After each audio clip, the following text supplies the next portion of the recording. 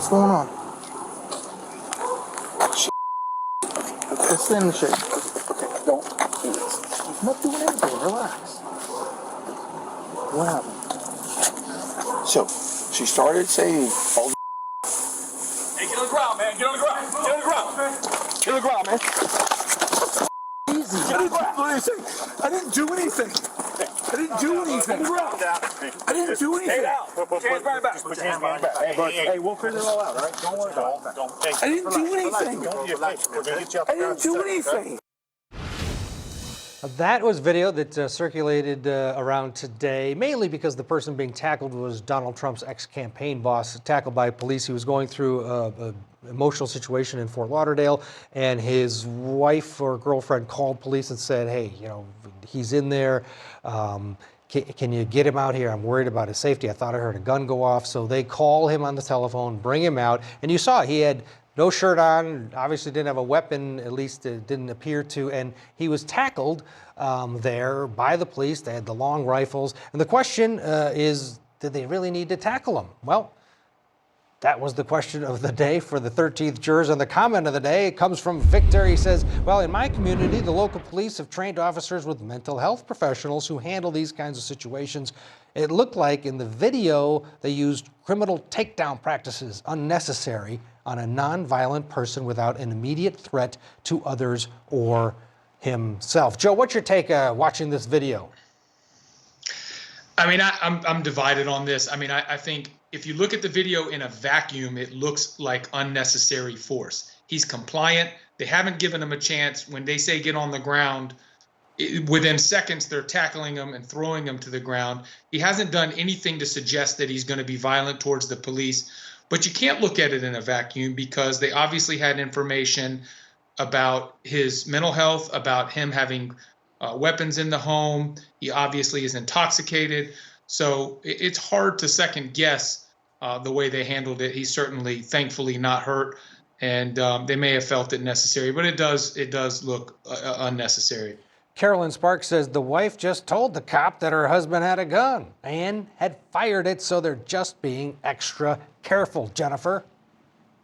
I sort of agree with that as well, and I agree with Joe's point also. I mean, it looks very brutal when you see this, but in domestic violence situations, when there's guns involved, you know, the police can't take any chances. And although to the prior comment, you know, that there are mental health professionals that could perhaps help, maybe not in the time needed, especially with somebody that he may even have a gun on his person. You don't even know, you know, he's wearing these shorts. You don't even know if he may have a gun with him. So while it looks really bad, fortunately, it doesn't look like he was too badly injured with that tackle.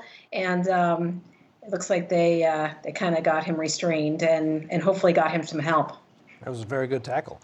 David says the tackle wasn't necessary. The first cop was doing fine de-escalating the situation. David, what's your take? So we have an unarmed man being tackled by the police, and he has the audacity to be upset by this. I mean, he's lucky he wasn't shot in his back 7 times or maybe strangled by the officer's knee. Oh, wait a minute. He's not African American. Unfortunately, this happens all too often in the African American community. I was actually surprised by this. But here, you know, clearly, this man doesn't pose a threat. He's only wearing shorts. It's very clear he's not armed. And that's true. I think what this commenter said, it's very clear that this officer was doing a nice job de-escalating it, and you get another officer come from the blind side and just tackle him. I think it was unnecessary. Sid says, what is there to talk about? Cops got a complaint. There was a mention of a firearm and a possible discharge. He was contacted, exited the house, but not a good job at following instructions.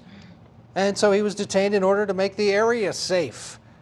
I don't know, he seemed like he was following instructions. He was trying to talk to the officers, Joe, and boom, linebacker got him. Yeah, and the word detained is really not relevant here. He wasn't detained. He was the issue is the tackle. They could have detained him. They had, what, 6, 7 officers there with firearms.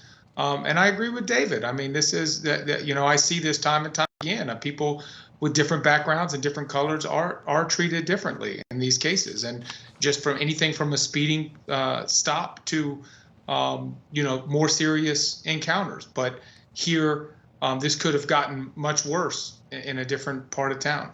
Yeah, it's big news in a ritzy area of Fort Lauderdale, but in other areas of the country, it wouldn't have maybe gotten a second thought. George says, sorry, but the cops have to stop being that rough with people. The man walked up to them quietly and was explaining what was going on. It was clear he was unarmed, so no need for the violent takedown. Some of these police need retraining. If someone is not being violent, then cuff them quietly, and if you have to, but that is way over the top.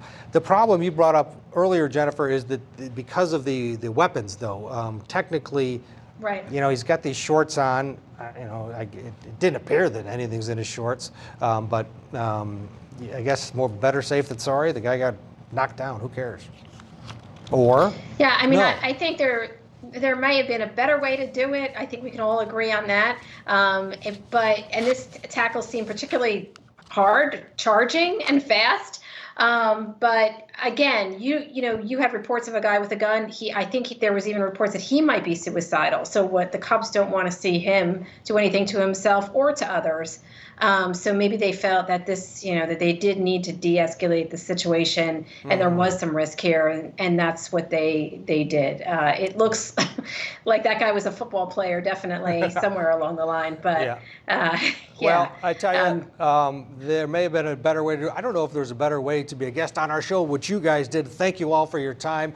We got to leave it there, and thank you for watching. We'll be back tomorrow night.